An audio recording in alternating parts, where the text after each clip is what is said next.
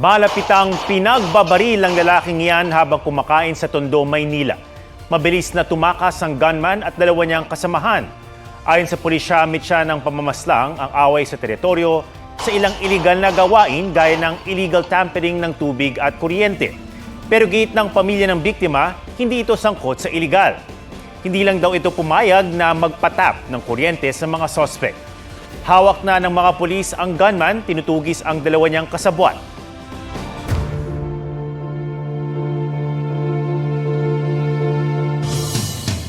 Mahigit 7 bilyong pisong buwis ang hindi umano binayaran ng mag-asawang Diskaya kaya inireklamo ng BIR sa Justice Department. Sisimulan na rin ng hakbang para mapasakamay ng gobyerno ang 13 sa kanilang mga luxury vehicle. May report si Salima Refran. Sa 30 luxury vehicles ng mga Diskaya, 13 ang walang katibayang lehitimong nabili kaya kinumpiska ng Bureau of Customs. Ayon sa Bureau of Internal Revenue, 9 sa mga yan, di bayad ang excise tax. Bukas sisimulan na ng customs ang formal seizure proceedings para sa 13 luxury vehicles. Due process, we have to give it to them. After all these hearings, malalaman namin specifically ano yung pwede namin isampa na kaso na dapat airtight yan upang walang dismissal na mangyayari. Kapag di pa rin nakapagpakita ang mga Diskaya ng patunay na binayaran nila ang buwis para sa mga sasakyan, mafo-forfeit na ang mga ito sa gobyerno. Anin po dito ay walang import entry at wala pong certificate of payment ng duties and taxes. Yun naman pong pito, wala pong import entry at yung certificate of payment po ay mukha pong fraudulent. Sa pagtataya ng customs, kung ipasusubasta ang 13 luxury vehicles, hindi bababa sa 200 million pesos ang pwedeng maibalik sa kabanang bayan. Ang 17 iba pang luxury vehicles sa mga Diskaya may import entry at certificate of payment naman daw. Pero susuriin pa rin ng customs kung tama ang binayarang halaga ng duties and taxes para sa bawat sasakyan. Hinahabol din ng BIR ang mga Diskaya dahil sa di tamang pagbabayad ng income tax. Sa kabuuan, mahigit 7 bilyong pisong buwis ang di binayaran ng mga Diskaya mula 2018 hanggang 2021. Inireklamo na ng BIR sa Department of Justice sa mga Diskaya para sa patong-patong na tax evasion. Tiningnan natin yung mga ari-arian nila at binangga natin sa mga taxes na nabayaran nila, kaya naman nabuo natin itong tax evasion case against them individually. Iniimbestigahan din ang binanggit ng mga Diskaya na nag-divest na umano sila sa ilan sa kanilang mga kumpanya. Hindi rin bayad ang buwis patungkol sa paglipat ng mga shares of stock na ito.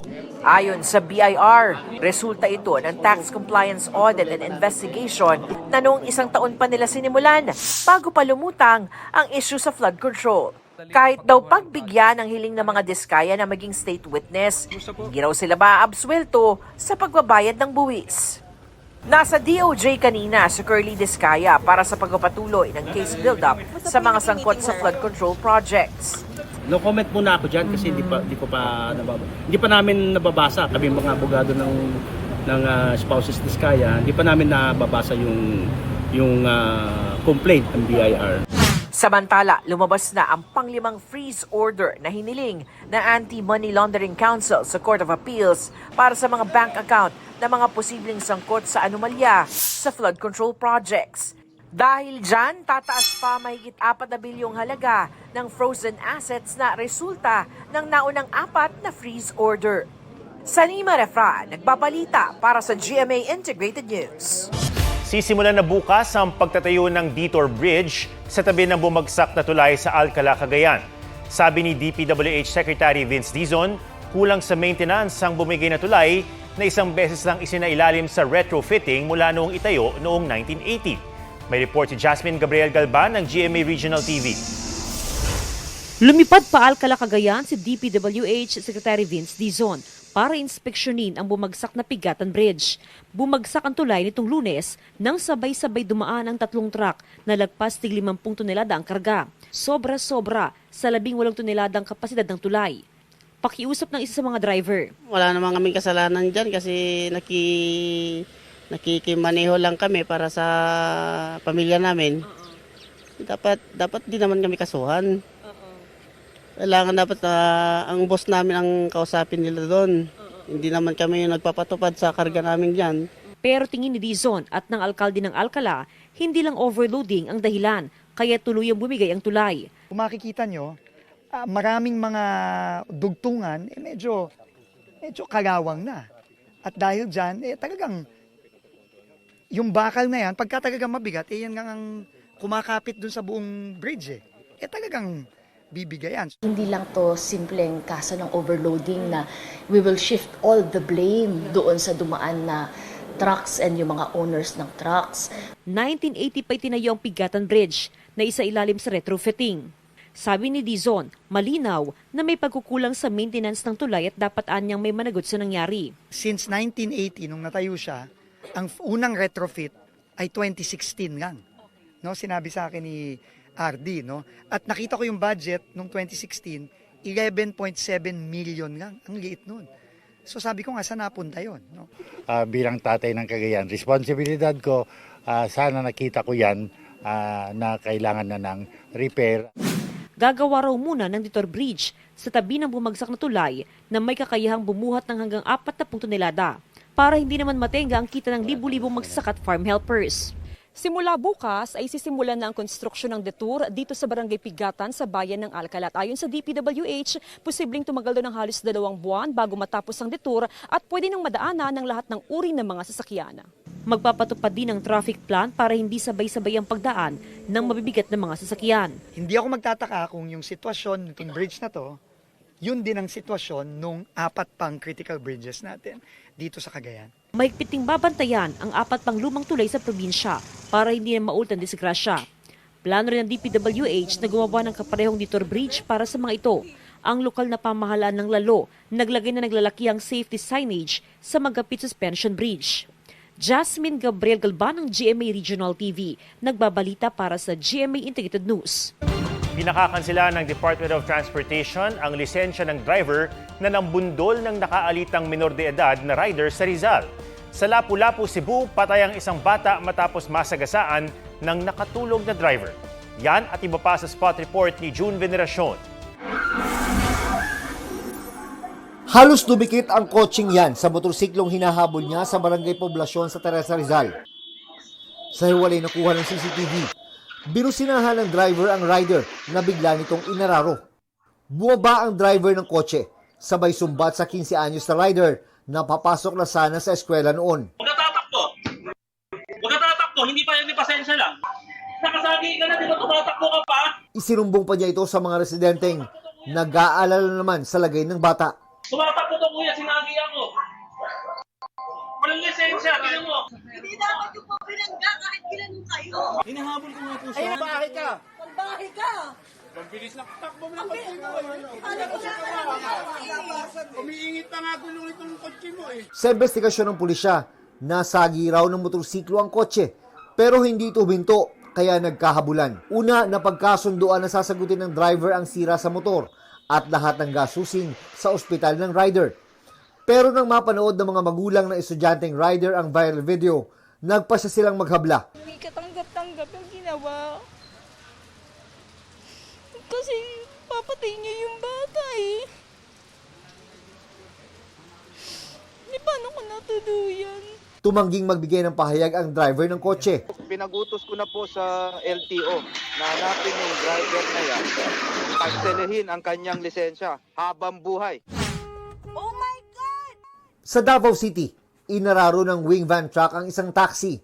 Ayon sa mga pulis, lumiliko ang truck nang mahagip ang taxi. Pero imbis na huminto, tumuloy lang ang truck. Sabi ng truck driver sa pulisya, hindi niya nakita ang taxi.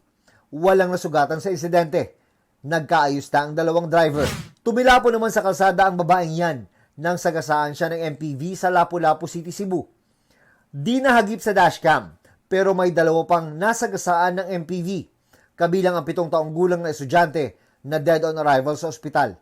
Nakabangga rin ito ng isang multicab. Ayon sa pulisya, nakaidlip ang driver. Unfortunately, instead nga brake iyang tamakan is ang katong accelerator sa gasolinador sa iyang sakyanan may iyang nating maban matong didto gyud na haros tong tulo ka mga naglakaw sa Napins kalsada. Nakasakay ko. Ngayon lang ako dakong pasaylo ba. Pasad, amahan sa kusad. Pamilyado sa ko. Diba kung nakoy kalapasan, mga lang kung dakong pasailog nila. Desidido ang mga kaanak ng mga biktima na magsampa ng kaso. June Veneracion nagbabalita para sa GMA Integrated News. Nagpabaha ang malakas na ulang dala ng Intertropical Conversion Zone sa ilang lugar sa Visayas at Mindanao. Halos 200 residente ang inilika sa Davao del Norte habang stranded naman ang ilang pasahero sa Port of Zamboanga. May report si Kim Salinas ng GMA Regional TV. Tinangay ng rumaragasang tubig ang puno ng kawayan sa tabing ilog sa Barangay Concepcion sa Pangantukan, Bukidnon. Ayon sa mga residente, may mga malalaking puno pang inagos. Nakaranas ng malakas na ulan sa bulubunduking bahagi ng lugar. Sa Barangay Poblasyon, kita ang unti-unting paglakas ng agos.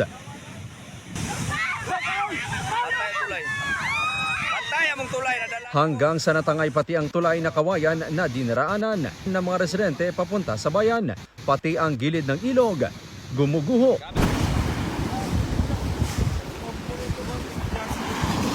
Sinira ng malalakas na alon ang mahigit 20 cottages sa dalampasigan ng Sultan Mastura sa Maguindanao del Norte. Inilikas ang halos 200 residente ng Samal Island sa Davao del Norte. Pinasok na ng tubig mula sa malalaking alon ang halos 30 bahay. Hanggang baywang na ang baha sa Barangay San Jose Guso sa Zamboanga City. Binaha pati ang ilang paaralan. Stranded sa Port of Zamboanga ang mga pasahero dahil kanselado pa rin ang biyahe ng mga barko, pasulo at tawi-tawi. Umabot na hanggang sa labas ng pantalan ang mga nakapilang cargo truck. Sa Western Visayas, agad bumaha dahil sa malakas na ulan. Sa Jordan, Guimaras, umabot sa nasa 14 na barangay ang binaha. Pinasok rin ng tubig baha ang ilang bahay sa Iloilo City. Sa Victoria City, Negros Occidental, kinailangan i-rescue ang ilang residente. Bagamat humupa na, nangangamba pa rin ang ilang residente.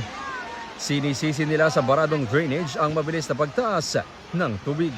Kim Salinas ng GMA Regional TV, nagbabalita para sa GMA Integrated News.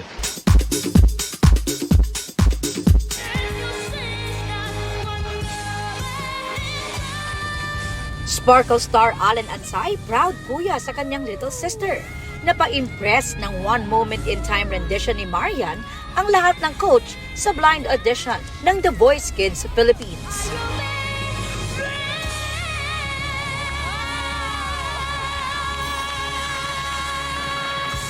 Sobrang proud ako sa iyo, Marian.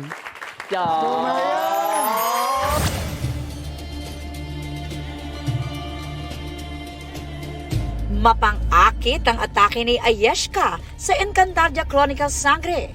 Special role yan ni Andrea Torres bilang isang dama ng Lireo na ginaya ni Mitena ang anyo para makalapit kay Zaur, played by Gabby Eigenman.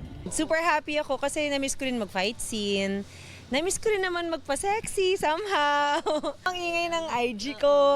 Nakita ko rin yung mga comments nila sa YouTube. Super kilig ako syempre.